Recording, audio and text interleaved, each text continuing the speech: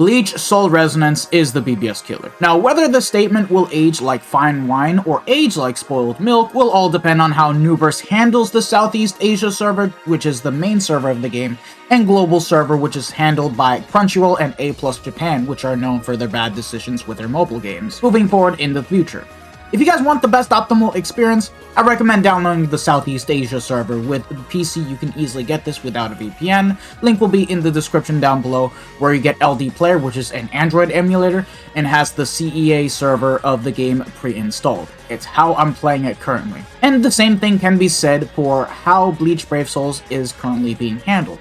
If you guys have been living under a rock, just a little TLDR, the 10th anniversary of this game, outside of making 11 out of 10 quality units, not including the Swimsuit and the Witch characters, was not very good. The photo print round 4 ticket, which was promoted to also have the 10th anniversary characters being selectable in there, were not present, which killed K-Lab's generosity with the game.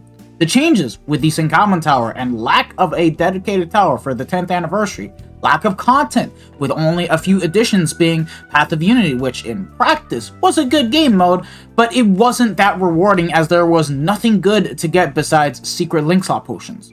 No tickets, no orbs, no extra goodies, just potions. They've also been taking away soul tickets on a weekly basis from the weekly orders. And most importantly, what really caused a massive decline in the player base leaving the game are the changes in guild quests. They've been shadow buffing guild quest rotations on an inconsistent basis, some still being extremely easy like having 40 million HP phase 1, some slightly buffed like over 60 million, some getting a big one like starting the bosses at 80 million, and sometimes overkilling it where you start the first boss at 100 million, even 120. All of that, while K-Lab has never introduced a brand new difficulty, and the only change they did was bring more Essence Scrolls to Guild Quest. A spit in the face, and they're actively ignoring their player base with the feedback we've been giving them for the past almost half a year now. Yeah, it's been almost half a year since the 10th anniversary characters have been out already, and K-Lab are still screwing things up. The only way things can change for this game is if K-Lab starts waking up and makes amends for the mistakes that they have done throughout the entirety for the 10th anniversary, at least around the end of year celebration, which, by the way, we're getting very close. By the end of December, that's when that's gonna happen. That being said, the future for this game is very dim. Now, I want to talk about Soul Resonance. I did make a summons video, but I haven't started making content on this game yet since I lacked a lot of information from the start of the game and didn't feel secure about putting out videos yet. But now that I have put a good amount of hours over the weekend, I finally feel ready to cover this game and do more videos as a whole. Sorry for the wait, but it's about time that we make some content on this game. You can look at this as a sort of mini review for this game.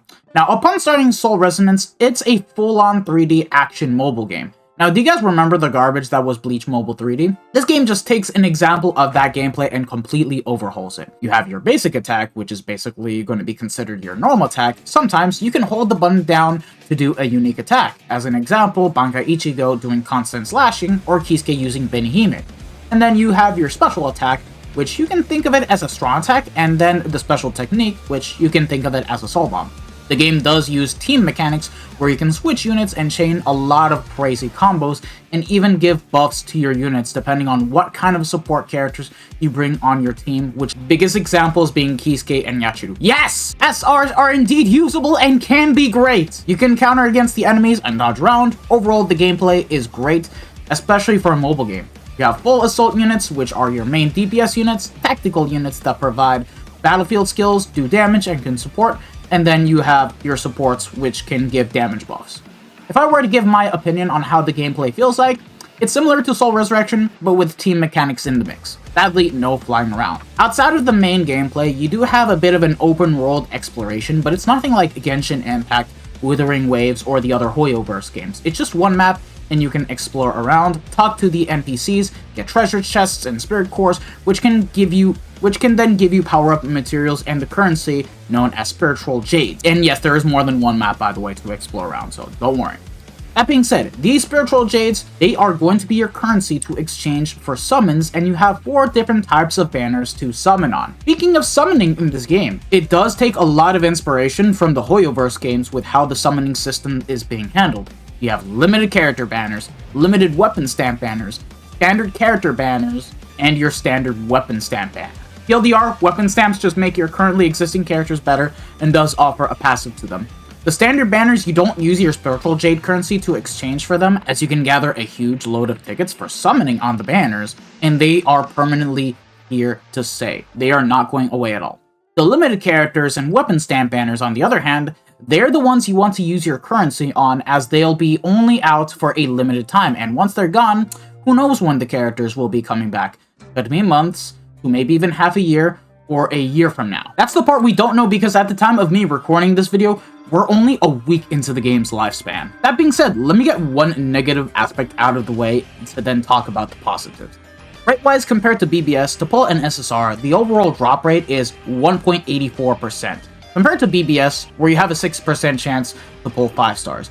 It is indeed a lot lower, but do keep in mind, for BBS, you have like, what, 12 different characters to pull, including the main 3 new units for every end-of-month banner, 9 if it has the 4.5 into 1.5% draw rate, where you can get unfeatured pulls. For the standard banner, it's whatever, because there are 6 different units to get your hands on, but for the limited banners, it's just 1 character. Ichigo is the only limited character being featured on his main banner, so if you do pull an SSR, it's guaranteed to be him. No bullshit. No standard character in the mix. It's him. And the pity system? Alright, I'm going into full glaze mode. I would argue it's the best pity system that I have seen in any gacha game that I have ever played, period. 8 multis, you get the unit you want guaranteed. You don't get the unit you want featured and feel like your pulls went to waste and can't get any more currency? Well, good news. The pity does carry over into the next banner. Those 20 to 30 pulls you did on Ichigo will be saved for when the next limited banner character comes out, in this case being Toshiro, and you'll be able to get him in less multis to guarantee the unit. For those that have played Withering Waves, there is no 50-50 in this one. It's just guaranteed the main headlining unit. When you do get the unit early on, keep in mind the guarantee does reset, so for the next guarantee, you'll have to go for 80 pulls again before getting the next SSR guaranteed into your account. The standard banner also works the same, where you do get a guaranteed SSR in 80 pulls. Granted, multiple characters, but once you have done 300 pulls in total, you can choose a missing character and guarantee the unit. And now, I don't have the banner anymore to demonstrate it, but you also have another selector in which you pick the featured character you want from the standard banner and perform summons with your standard tickets to guarantee the unit you want. When you get that said unit, the banner disappears, leaving you only the standard character gacha to summon on. I recommend picking up Kisuke, as he is not just the best support unit for red, while also dealing damage. He also gives a massive boost to your other mono teams that you may plan to build around. And the weapon stamp banners, when it comes to the limited units for DPS characters, maybe go after them if you're planning to future-proof them for hard content, but when we get to the support units, I don't think you need to always go out of your way to summon for them. But things are subject to change depending on how the game evolves in the coming months, but the standard weapon stamp, it's a no-brainer. Get the tickets and get the weapon stamps for the characters you already have. Just don't chase after it if you're still missing a character. Oh yeah, I cannot forget to mention, to get the weapon stamp guaranteed, you only need to do 4 multis. So yeah, there you guys go, 40 pulls, just like that. Content-wise, you have the story mode to go through. I must say, damn, those cutscenes look great. Compare this to Rebirth of Souls. They definitely put more effort into animating them, whereas the other game, the characters just stand still and talk and would look awkward. That being said, right now, it only goes up to the Arrancar arc, and Hueco Mundo doesn't seem to be in the game yet, but this will definitely get updated and progress through along the anime's timeline. But I wouldn't say the story is perfect either, not including the bug right now, where there is no sound in the later chapters. Sometimes with these early cutscenes, the voices sound very muffled because they extracted the voice clips from the anime.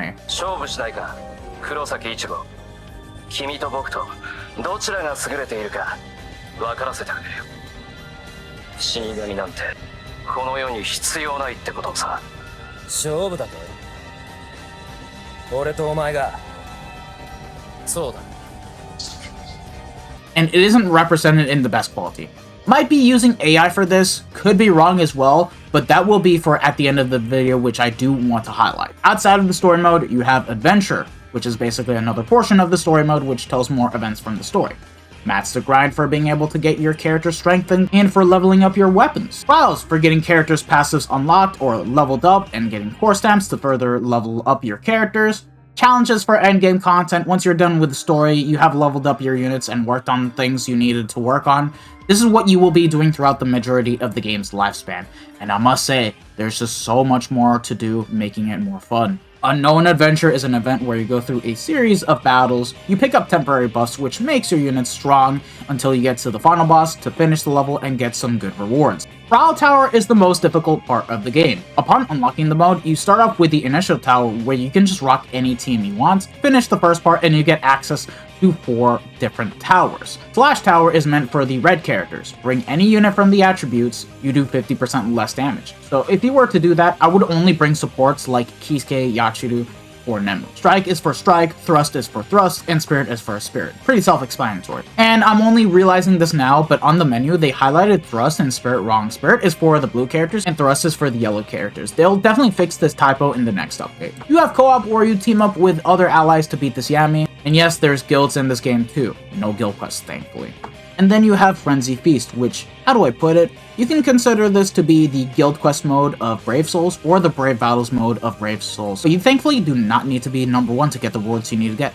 As long as you're in a certain percentage range, you can get a good amount of rewards. I haven't even touched the attempt for thrust characters because I don't have Kaname or Ikaku, and I've done 3 difficulties for the slash characters, and I'm within the top 30%. How about you learn from this game, Caleb? It's definitely a nice breath of fresh air. That being said, while I did talk a lot about the positives of the game, I think we should just go ahead and point out my negatives. Keep in mind, my word isn't the law, so depending on how you guys take it, you might be cool with my takes and agree with me, disagree with me, and that's completely fine. Just don't be that guy in the comment section that just throws nothing but insults just to prove it. It's just sad when people do that. The game is very grindy, and content is locked until you reach a certain player rank. I'm currently player rank 35, and have still not finished the story mode. I only recently finished Chapter 6 on normal and still need to unlock hard and extreme difficulties for the other story chapters. Like Chapter 5 hard, I need to reach player rank 36. For even Chapter 7 on normal, I need to reach player rank 38. So yeah, if you're a tryhard that wants to finish content immediately, sorry buddy, you're hitting a stopping point and you will need to use more of your stamina to upgrade your player rank. Which, speaking of stamina, now thankfully for story mode and endgame content, you don't use it at all. The only time you ever use it is to get character mats and supplies. And even that is grinding. You need mats for being able to get the characters level up, work on the weapons, strengthen a character's skills and their passives, and also level up the stems. Save the stems for last, as I only really recommend working on the characters mainly first things first. Now, you do get 1 stamina every 6 minutes, but each event costs 20 to 40 stamina, meaning that you will need to wait a whole 2 hours to get 20 stamina to even get more mats, and it's just 1 attempt only. Don't get me started with strengthening the passives. That's gonna cost 40. Now I get why Nuverse did this. It's just so that way you get to enjoy the starting phase of the game a bit more and you don't have to rush through to the endgame content. But even I feel that this is a little far-fetched. Every time the game does reset daily, you can at least get 60 stamina, so that does help a bit to get the player rank EXP up and will allow you to work on more characters. To restore more stamina, you can get these pills, which is sometimes through events or getting paid back, but you are sadly quite restricted with the quantity you can even get. I only put money towards the monthly pass just to give this a shot, and while this is helping, for free-to-play players, it can be annoying having to wait for stamina to be restored. The other alternative would be to use 50 Spirit Jades to get 60 stamina, but if I were you, I try to save as much of these Jades for the limited banners, and I therefore don't think it's a smart idea to use them for restoring stamina. And now lastly, the topic that is controversial that not a lot of people like. This game does use AI for the artworks, and there is even proof of artwork trade. If you guys think I'm lying, let me show you this loading screen of Kenpachi. Now, take a closer look. What the f is that thing? Is that even Yachiru?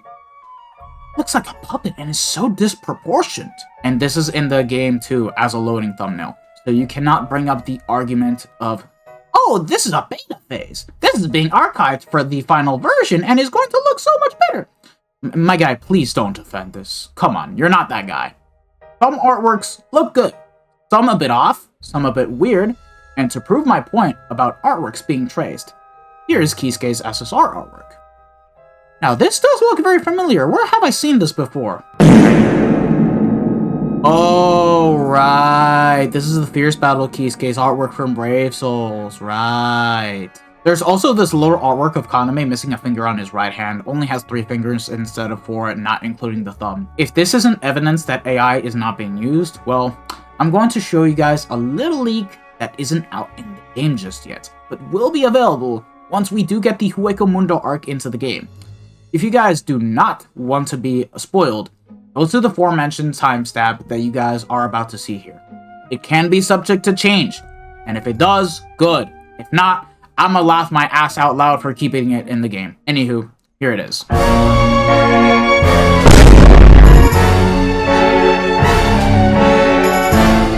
I'm sorry, but my boy Ulquiorra, man.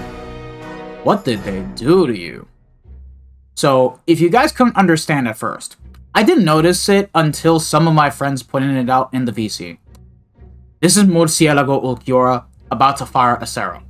But for whatever reason, he has his base form face. They didn't even try to recreate the clothings for his base form, and if you want to make an artwork for this Ulquiorra, just have him be in his first resurrected state. God damn. I could go on and on about this topic, but then I would spread more negativity and turn this into a rant, which I don't want to. So yes, there are some things that BBS will always have that is better over Soul Resonance, such as progressing through the game, not being locked into character ranks, their artworks being better than Soul Resonance. For BBS to unlock all the content in the game, you only need to do a couple chapters of the story mode. And there you go. You can do whatever you want. But the endgame content of Brave Souls, outside of just guild quests, it isn't looking good for the game either. Yet, compare this to Soul Resonance, there's a massive gap of what you can and cannot do. A lot of players from Brave Souls have migrated to Soul Resonance simply due to the fact that they are fed up with Caleb's incompetence and their BS with how they've treated their player base, and I cannot blame them. Even I am enjoying Soul Resonance more. Way more fun, despite my negatives about the game. Now with this game being out, am I going to retire from Brave Souls, like other content creators, and back down from doing content? No. I'm here to stay until end of service, if we reach that point. I'm not going anywhere. But with how Caleb has been going on, there will be less content to do from me. So do not be surprised if I'm doing less content for BBS in favor of this game right now. Also, one more thing, did I forget to mention that this game has better valued packs than BBS? Yeah, GG's. Anyway, right now I don't have any beginner's guide right now, but I do recommend you guys follow Aaron Yarrow and Giku, because they have some really goddamn good guides that can help out a lot of players getting into the game. Shoutouts to Aaron Yarrow, he's been pumping out content like crazy, and I'm only just catching up to what the game has to offer, and now I'm getting all of the info that I needed, so yeah. Anyway, that does it for this long video. Thank you guys for watching. If you liked this video, show some support by smashing that like button, subscribing to the channel, and hitting the bell notification, as it really does help out a lot. This has been your boy, the Death Smasher, and I'm signing out. So take care, guys. Peace.